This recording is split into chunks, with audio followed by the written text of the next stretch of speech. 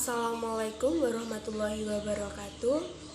Perkenalkan, nama saya Lia Nur Khalifah dari Prodi Ilmu Keperawatan A semester 1 dengan nomor NIM 2211 B0205. Di sini saya akan menjelaskan mengenai terapi radiasi.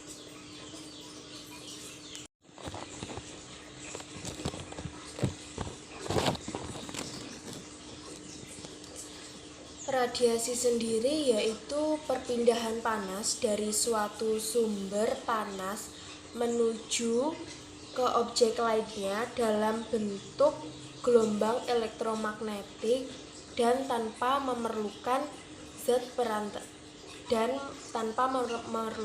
perantara. Jadi contohnya seperti sinar matahari mengenai ke tubuh kita. Sedangkan radiasi dari sinar pengion sendiri yaitu suatu gelombang elektromagnetik dan partikel mengionisasi media lainnya. Apabila melintas dalam bahan jaringan biologi dapat memengionkan bahan dan sel jaringan. Contohnya seperti partikel, sinar X, dan lain-lain. Terapi sendiri yaitu suatu sejenis ilmu pengobatan terapi, tidak hanya mengobati penyakit badan, jadi juga kejiwaan. Terapi sendiri dibagi menjadi beberapa banyak jenis, salah satunya terapi radiasi. Terapi radiasi juga terapi yang dilakukan untuk mencegah kondisi medis atau menghentikan kondisi yang lebih lanjut.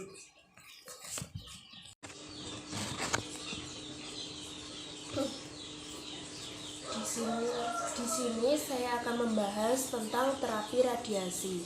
Terapi radiasi yaitu suatu pengobatan yang menggunakan sinar pengion yang ditemukan oleh Wilhelm Conrad Röntgen.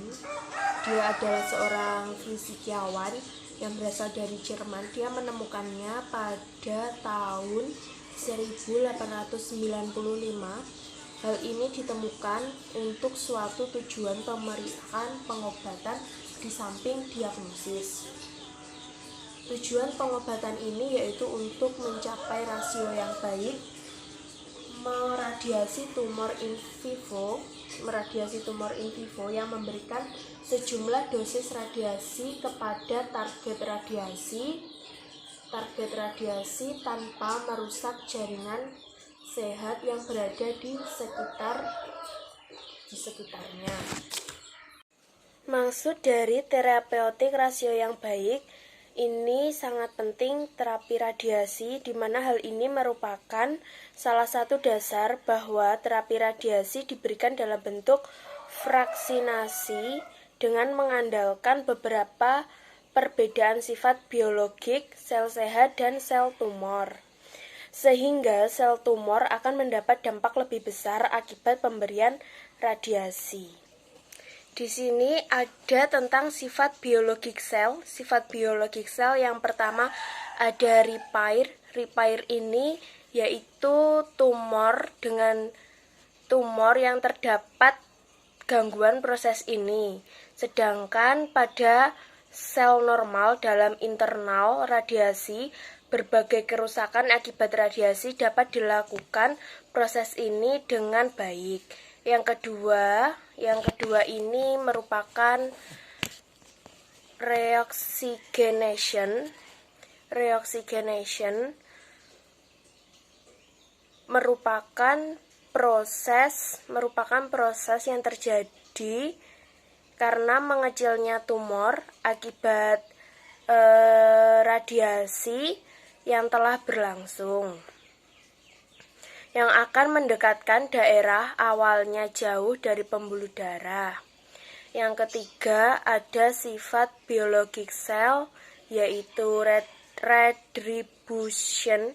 Retribution yaitu bagian dari proliferasi berupa pengisian berupa pengisian kembali fase-fase siklus yang radiosensitif yang telah kosong akibat radiasi sebelumnya. Yang keempat ada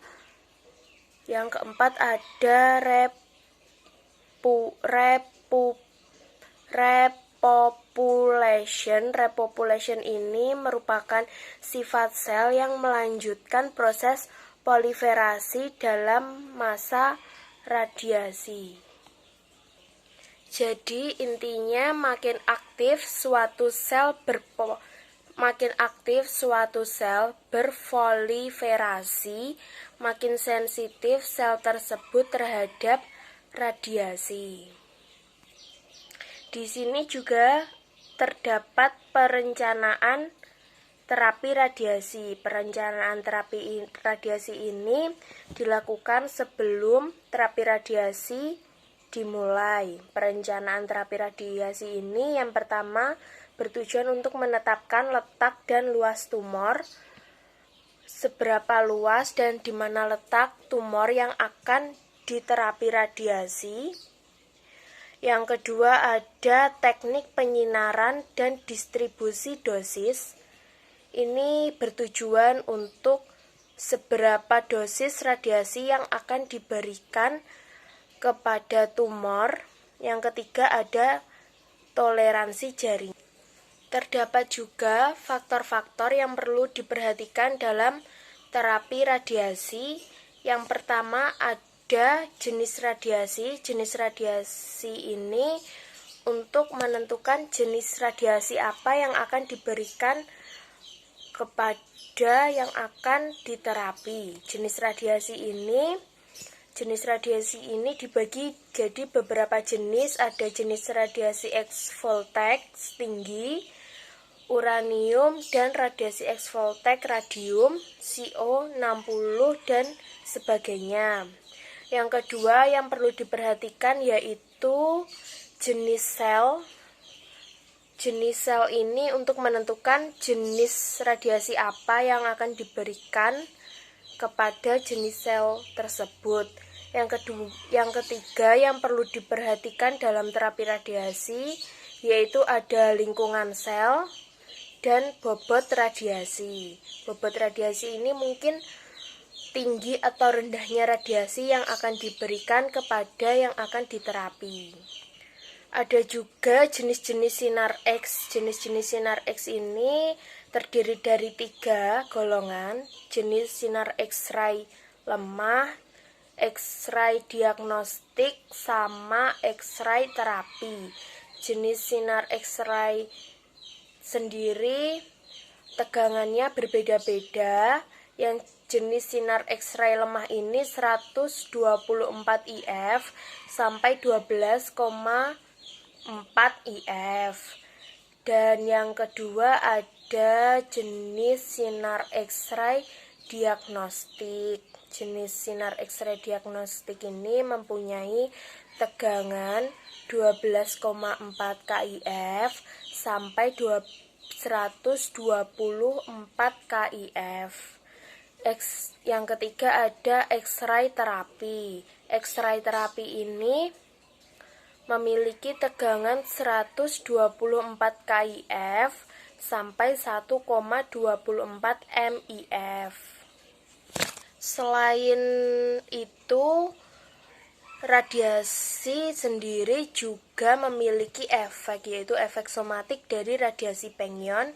Yang pertama terdapat di kulit. Yang terdapat di kulit ini memiliki efek dermatitis akut tingkat 1 sampai tingkat 3, dermatitis kronik, yaitu led efek dari dermatitis akut. Yang kedua juga memiliki efek somatik radiasi terdapat di mata, yaitu biasanya gangguan mata, konjungtivitis, dan katarak. Yang ketiga ada genitalia interna. Genitalia interna ini sterilitas, yaitu testis lebih sensitif dibanding ovum, yaitu ada gravida. Gravida ini yaitu janin mati atau anomali. Juga terdapat mutasi gen. Efek somatik radiasi pengion ini juga menyerang paru, yaitu gangguan pembuluh tulang, menyerang paru yaitu batuk, sesak nafas, dan nyeri dada, dan fibrosis. Terdapat juga di gangguan tulang dan osteoporosis. Juga menyerang saraf yaitu degenerasi jaringan pusat.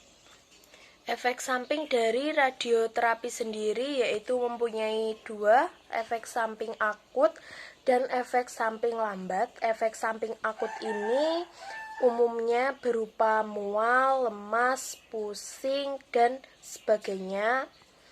Kalau lokalnya berupa proses inflamasi setempat. Kalau efek samping lambat ini efeknya datangnya tidak langsung, mungkin beberapa hari kemudian, yaitu efek samping lambat umumnya ini dapat berupa kelainan penyakit sel darah merah, ada lokalnya berupa fibrosis setempat. Dan radiasi sendiri dapat digunakan dengan dua tujuan, yaitu ada tujuan kuratif dan tujuan paliatif. Tujuan kuratif ini dilakukan dengan meningkatkan kontrol lokal dan angka berkelangsungan hidup. Jadi, tujuan kuratif ini itu untuk memberikan angka kelangsungan hidup atau memperpanjang hidup. Dan tujuan kedua ada tujuan paliatif. Tujuan paliatif ini diberikan kepada keadaan stadium lanjut atau yang lebih parah. Sehingga kualitas hidup ini penderita akan lebih baik. Tujuan dengan radiasi paliatif ini diberikan untuk menghilangkan gejala yang ada. Dilanjutkan lagi, terdapat metode radioterapi. Metode radioterapi ini dibagi menjadi 3, yaitu metode radioterapi jarak jauh, metode radioterapi jarak dekat, metode penggunaan radiosotop. Radioterapi jarak jauh ini menggunakan megavoltaic terapi. Kalau terapi jarak dekat ini menggunakan brachyterapi. Radioterapi jarak jauh ini menggunakan megavoltaic. Sumber radiasi ini berasal dari luar tubuh, diberikan pada waktu tertentu. Terapi megavoltaic sendiri juga memiliki beberapa keuntungan. Yang pertama ada dosis maksimum di bawah kulit atau memberikan kulit di efek rendah. Yang kedua ada energi tinggi terjadi di daerah tumor sehingga dosis mengenai tulang rendah. Yang ketiga ada penetrasi dalam untuk tumor, letaknya di pronduva. Yang radioterapi jarak dekat sendiri juga memiliki keuntungan, yaitu sumber radiasi terletak di permukaan atau di dalam tumor. Isotop yang digunakan dalam radioterapi sendiri 60 Colbert. Macam-macam terapi radiasi yang digunakan yaitu ada radiognostik, pesawat sinar X konvensional. Pasien ditempatkan di antara tabung sinar X dan kaset film. Sinar yang telah habis terserap tubuh akan menghasilkan bayangan pada film. Sekian penjelasan materi terapi radiasi dari saya. Bila banyak kesalahan atau banyak kata yang salah, mohon dimaafkan. Terima kasih. Wassalamualaikum warahmatullahi wabarakatuh.